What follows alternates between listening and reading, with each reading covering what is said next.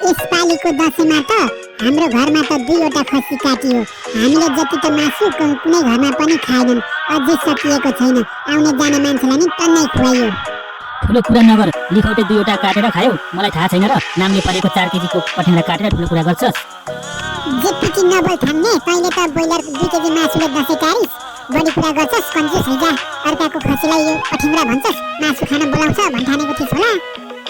लौजा यही खोजेको होइन तैँले। लाखा अब तँलाई अझै खिच्याउँछु म, अझै खिच्या। ला तँलाई पख राक्षस नभए तँलाई अझै पिर्छु तँलाई। ल है ल, अब बाइक त एकजना थिएन यहाँ ल्याइयो। त्यो मान्छेले थाहा पाएन। यहाँ त यहाँको गाउँ बस्तीमा सुनसान रहेछ। अब सर र चढेर गइन्छ सोताङ होटलमा। त्यस पछाडि त्यहाँ खानेकुराहरू टन्नै खाइन्छ। अनि यही बाइक देखाएर पैसा असुल गर्ने विचार छ।